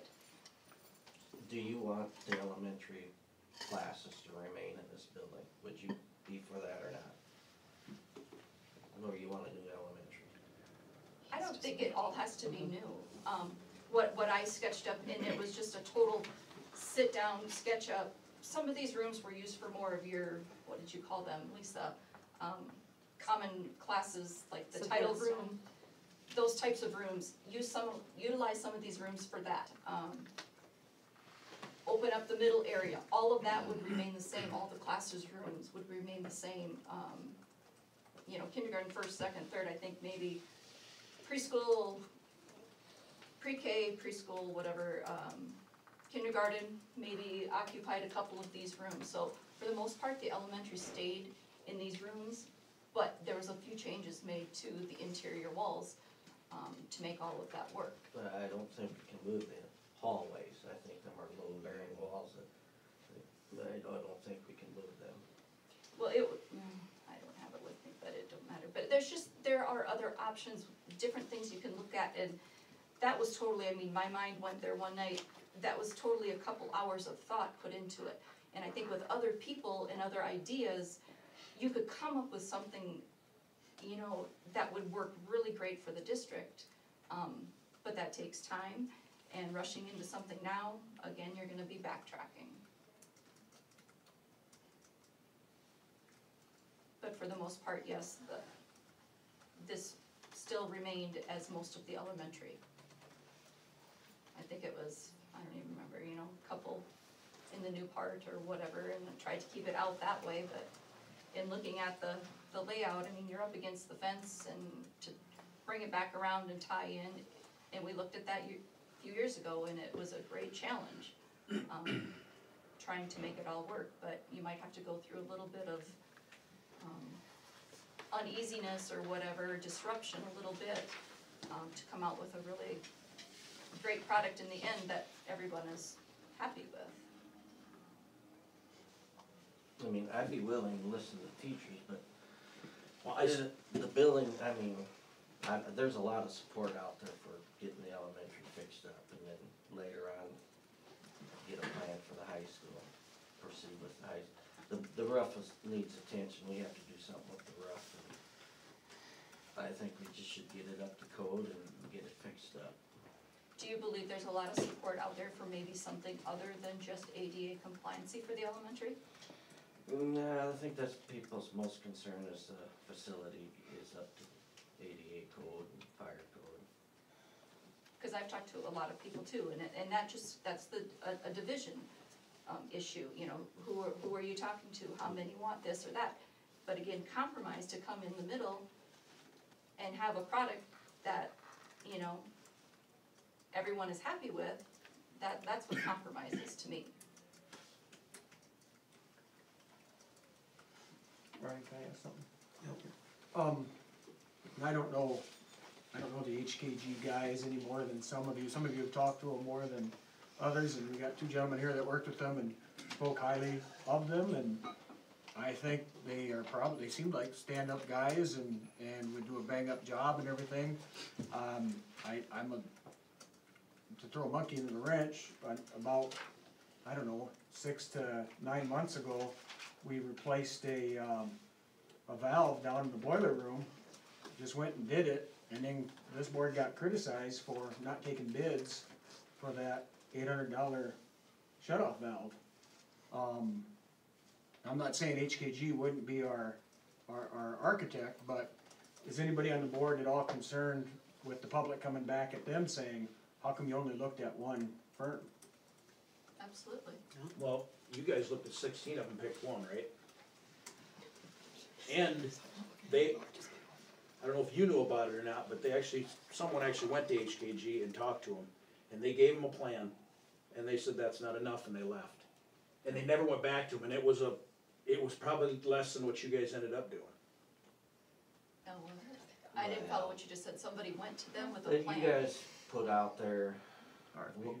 what you wanted, your bid deal, when you were starting to look at The something. We didn't do The any RFP. bids. The Yeah, RFPs. Request for and they proposal, yep. submitted one and They didn't submit one though. they didn't. No. Well, I guess they told us that they were told that No, they they didn't were put gonna one in. spend more than that, so. Okay. And I gotta say, at those meetings that were in the wrestling room, were there 2 of them with those interviews, public meetings, 4 of them? I think Tim might have been at one of them, maybe. There may have been, when you were there, how many other people were there? I think we did 2 architects and. I shouldn't ask somebody in the pub, but there weren't that many people that went to those. No, 15 tops, probably less than that, probably a dozen to 10. Now we got people that are interested.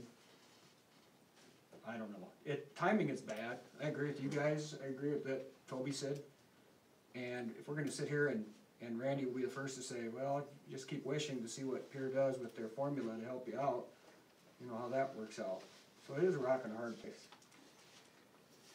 And there is no easy answer. But I do think the board would be remiss from visiting with the staff on those possible, and I don't think if the staff were to come into the building, you guys aren't building grounds, they came into you and said, we wanna do this, we need this and this, when you guys are upfront and honest with them and say, well, it's kinda nice, but for what we're looking at, that probably is not gonna work, what can we do? I don't think that's a bad, I hate to say starting point, because you guys have done legwork, we've had the guys from HKG put some hours in already. Again, I'm not bad mouthing HKG at all, but it'd be nice to give them no surprises on the moment that they come down here, and all of a sudden the staff is going like this, and their heads are spinning. I kinda thought we'd invite them back down and meet with Jeremy and have a teacher rep, and the teacher rep would have the staff ideas brought to them, and we could have our meeting in Mr. Barrios' office. But wouldn't it be good wouldn't it be okay for you guys to do that first? I mean, you don't have to have a meeting. Yeah, I mean, cause when you guys are the building and grounds, anytime a subcommittee meets, by law, you just have to come back and report to the board. You don't have to open up a public meeting, am I right on that? Yeah.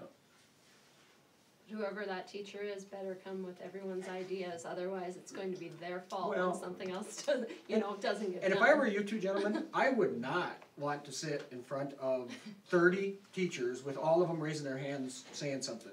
But I would wanna sit with more than just one person, so that you knew, maybe you had somebody, a couple, and if we're talking about an elementary thing right now, you'd need a couple elementary for sure, maybe heavy on that end of the building. And then maybe a high school and a couple administrators, just to get some of that information. Here's my input with it. I'm here to work for the 5 members up here. Whatever I'm told or directed to do, I will help you guys do it the best that I can. Getting the resources, helping you do whatever it is you guys decide as a majority that you wanna do. Talked about, that the community feels like that you talk to, they're passionate about wanting to do it a certain way, and there's buy-in from the community. I do feel like at this point, that the staff has not been talked to about this remodel fully. And if they're the ones that are in it every single day, and we need to have buy-in from all of our staff. I can be bought in, cause I'm gonna work for you guys. If you wanna remodel it, we choose to do it, we're gonna help you guys do it the best that we can. But I will tell you, from me now being an elementary principal and not a superintendent, you have to have staff buy-in. Cause if you don't, there's gonna be a lot of individuals, either in the school as teachers or in the community, they're just gonna fight it. I really do feel that. You have to have buy-in. I can't come in tomorrow and say, we're gonna go to a standards-based report card, K through 6, everyone's gonna do it. I don't know how a 3rd grade, 4th grade, 5th grade teacher who's not currently doing a standards-based report card would feel about that. I'm just gonna tell them, that's what we're gonna do, we're gonna figure it out as we go. That's not gonna work for the elementary staff.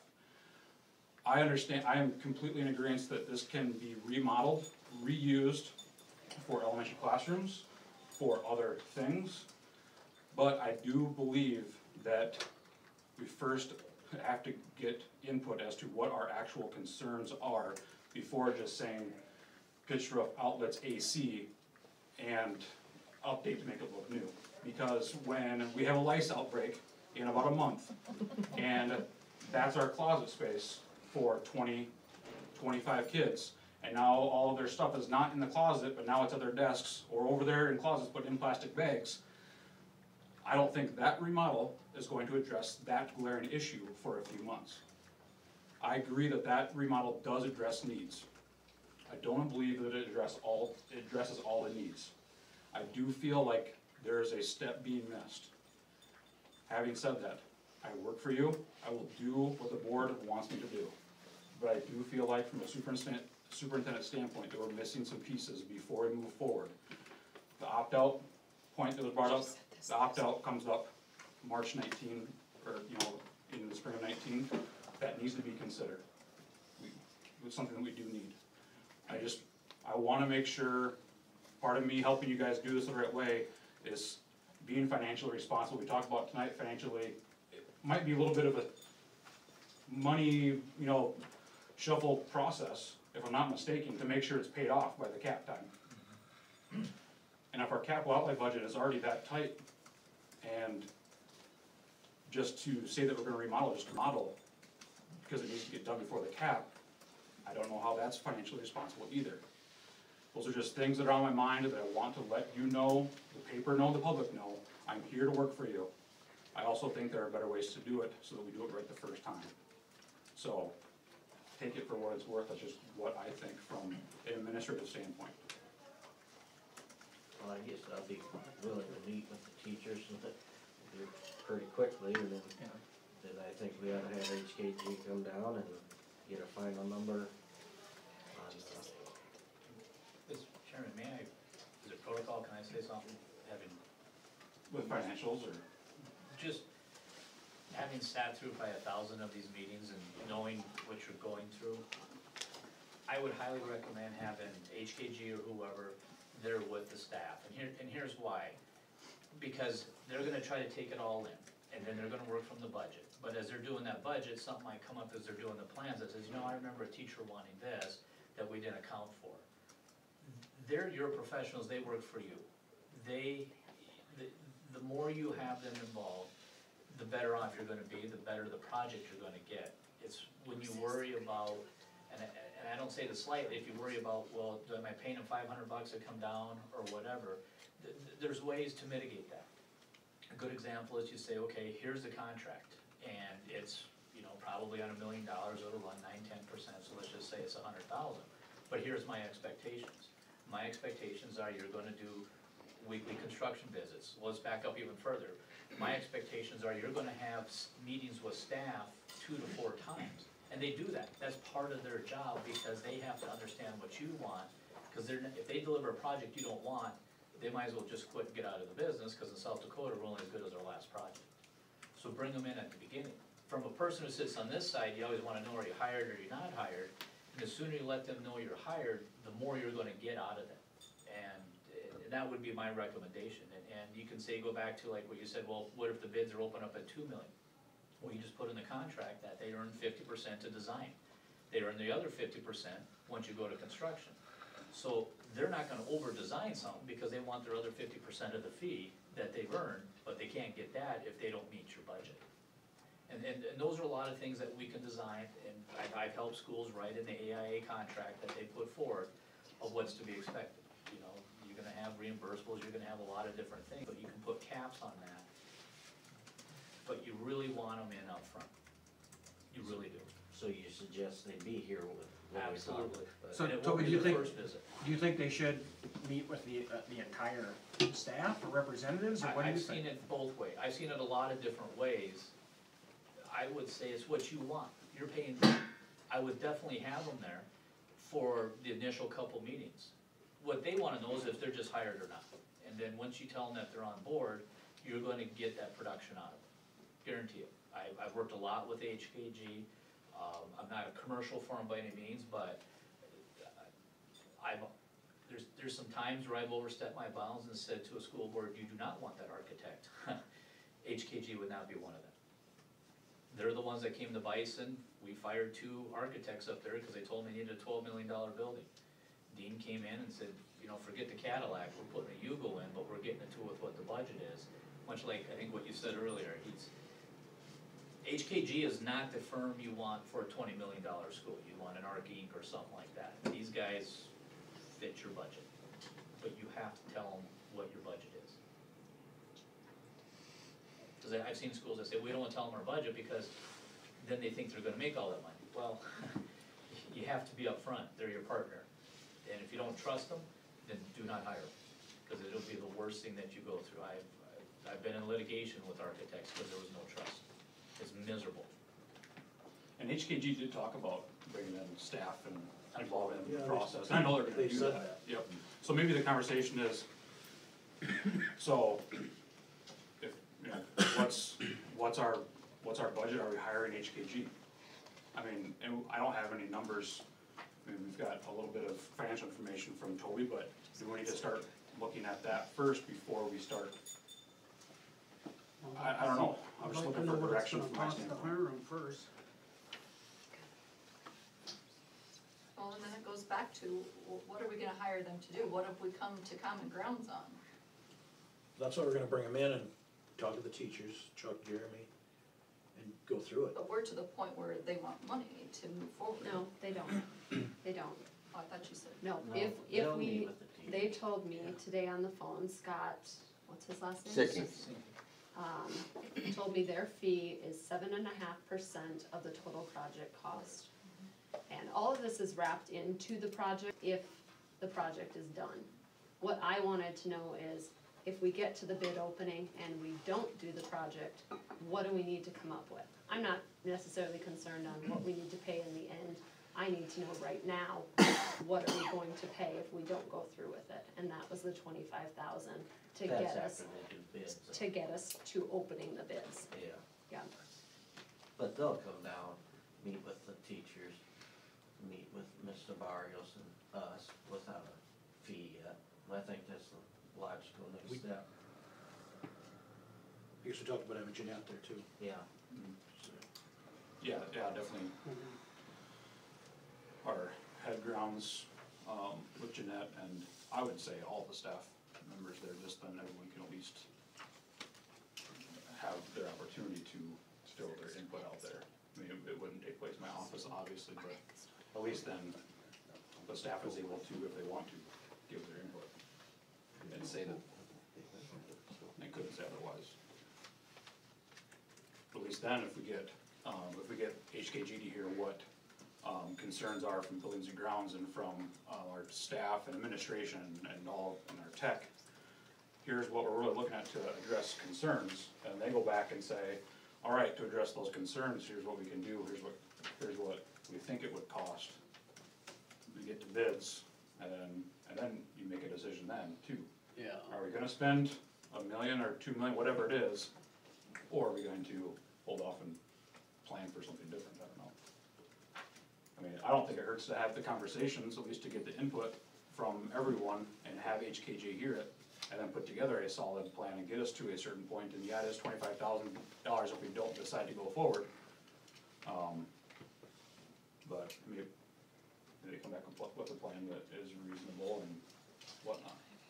If I may say one thing, and at the hospital, what we did was, we had a budget figure, so much money, and said, you give us a plan to fit that money.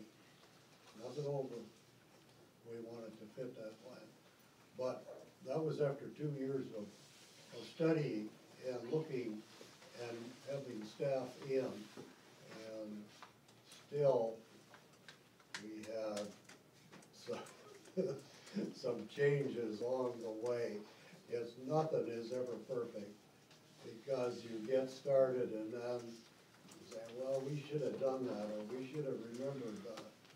But I think, you have to give them a figure, and they could work within that figure to put up a facility that will maybe meet your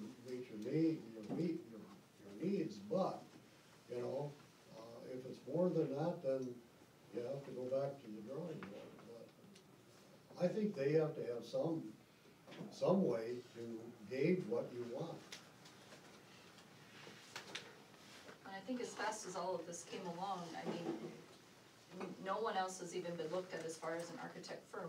We've only directed everything towards HKG. Is that the direction we wanna go? Do we want to see other architects and what they might have to offer? I mean, BJ, you thought it would be a good idea to have other people. Do you not feel that way anymore? I don't know, I mean, for this part of it, I guess just having the other teachers come in and, But to I don't know, move but for forward, other- if you're gonna move forward with something, for the remodel project.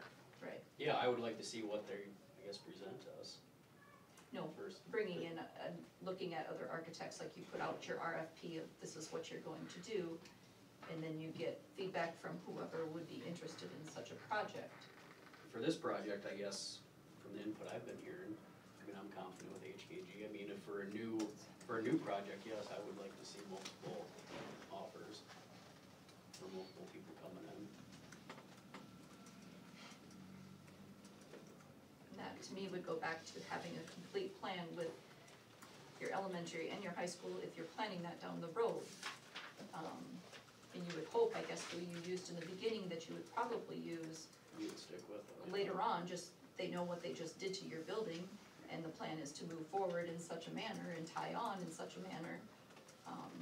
It might not end up working out that way, but I would think you would probably go into it with those thoughts. Yeah. And so if you haven't ever opened it up to look at anyone else for a bigger scale project, now you've limited yourself to that. TSP did have a renovation plan. Was it a breakdown? I never seen the breakdown between the high school and the elementary. Was there ever a breakdown? The overall plan was 5.8 million. There was never, they never came to any compromise, I guess. Every plan that was looked at was, we were still at the drawing board. It was never, no one was happy with any plan that came out of it, With the remodel, you're talking. with anything.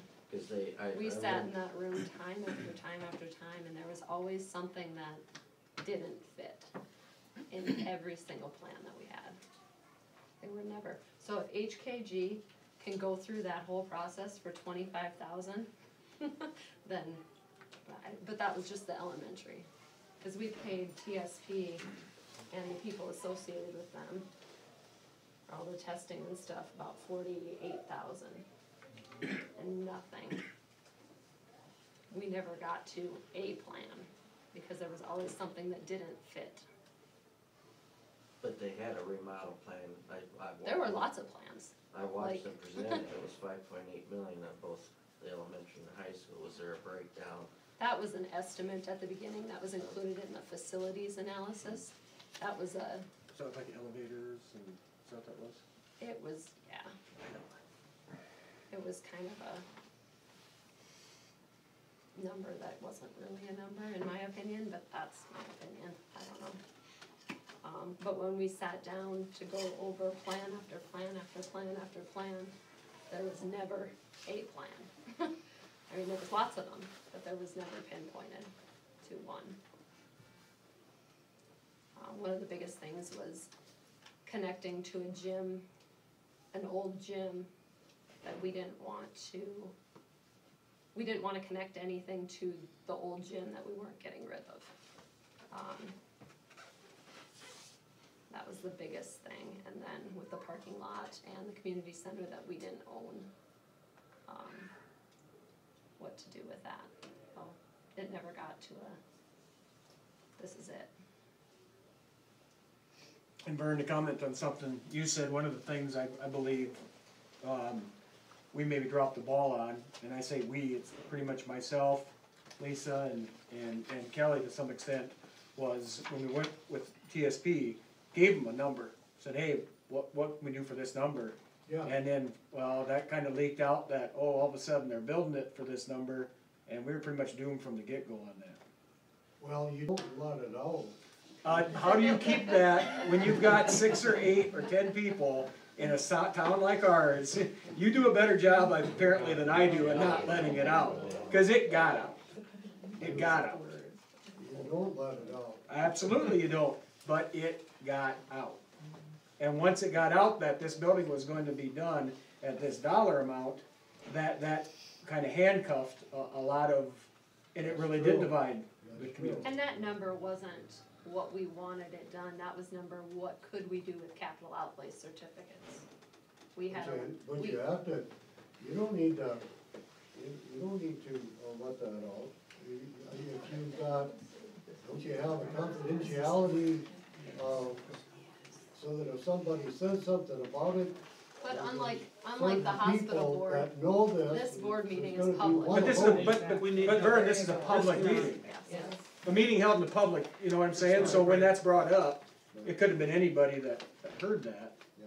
But, Let's I mean- save the rest for open forum. yeah, Well, it's probably a little bit different because it's a Rest for the private, open forum, please. it's private, but I still say that they have to have something to go by, how much you don't have to set it, but you gotta have some kind of a budget that you're looking at. Cause otherwise, how would you know what you want? But if you tell them as you go along what you want, it's still gonna be, if it's public knowledge, it's still gonna be Vern, out there. thank you, it's time for us to move on. What's that? It's time for us to move on here, thank you. Thank you.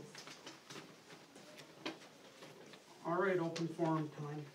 Well, Well, are we having we this gotta one come in or not? Oh, okay, well, yeah. what do Calendar. we wanna do there? I'd say bring them in and meet with the teachers and then just, Buildings and grounds, the teachers, Mr. Barrios, yeah, Lisa, Jeanette and Jeremy. Jeanette. okay.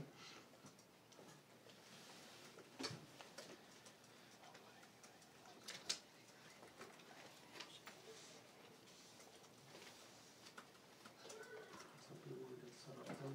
Yep, I'll call and talk to them, tomorrow and see when we can do that. Do you guys have any conflicts being on building grounds that you can think of on days? just not in the mornings, it would be better. Better in afternoons, Yeah. I don't think you can meet with the teachers during the day. Tough to do it, so at 10 How many a.m. subs we can find up? 28 subs. Some easy.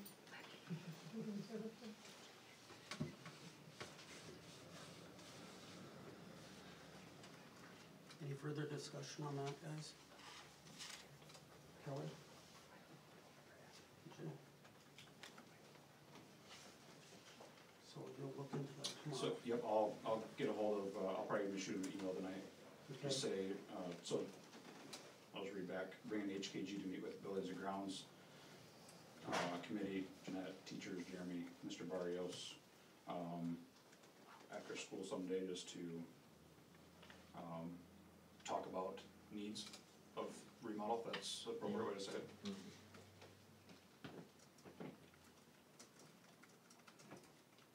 So discuss needs of an elementary school remodel.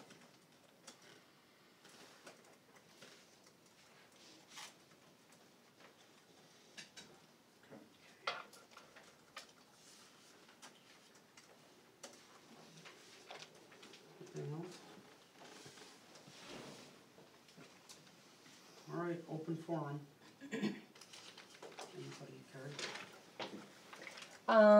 I just wanna say, just to put this kind of into layman's terms for those of us, and it will probably fall on some deaf ears here, but, so if I was going to build a house, let's say, and I didn't think, and all I had was enough money to build the house, and I didn't think about the future when I knew I wanted to build a garage onto it, and I didn't think, oh, I'm gonna put my garage here, and instead I built my house and it's got windows and siding and there's no place for a garage, and then in 3 years I have enough money to put on a garage, and I go, well, crap, now I got windows looking into my garage, and the plan doesn't make sense unless I know that in the future someday I'm going to be putting on a garage, and I am planning the rest of my house accordingly. Seems like we're gonna jump into this, and then we're gonna build a high school beside it, and our elementary kids are gonna look at a brick building out their windows. It doesn't seem like we're really thinking it all the way through before we're hopping in and getting something done. I'm not for tearing the building down and all of that, but I just think there are some better ways, and maybe planning a little bit further into the future would make a little more sense. Anyone else? I just feel that it is very, very imperative to include your staff. They are the ones, if I was a farmer, I wouldn't want the teachers to come to build my shop, because I don't feel the teachers know what I need in my shop. But in the school, I think you have to know what these people need. They live here, they work here, they educate our kids, and that is the most important thing. And you've got to include all of those factors. This is not a short-term thing. Educating our kids in the right environment with the right equipment is what the long-term picture is. And we have a great town, a great school, and great kids, and they need the best. And I just feel it's imperative that you include this staff in making these kinds of decisions. They're the ones that live it every single day, and they know what they need. Thank you.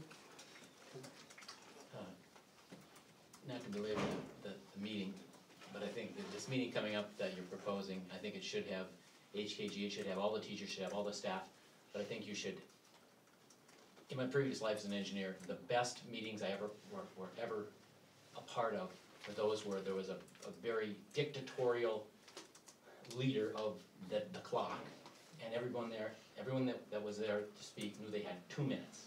So you didn't belabor the point, you didn't repeat the point. If somebody covered the point, you skipped it, moved on to your point. So whatever meeting happens, if you've got 30 staff there, everyone 2 minutes, that's only an hour meeting. We've been here for an hour and 45 and heard the same thing a dozen times. Okay? So somebody's got to be the real bad guy with the clock, and somebody's got to have a gavel or something to say, boom, enough of that, we've heard that, Time. move on. No, I'm just practicing. You still got a minute, 15 seconds. I'm done. Okay. That's great. Anyone else? All right, I'll make a motion for adjournment at, was it 5:45? I'll make the motion. Need a second? I'll second. All in favor? Aye. Any opposed? Motion carries.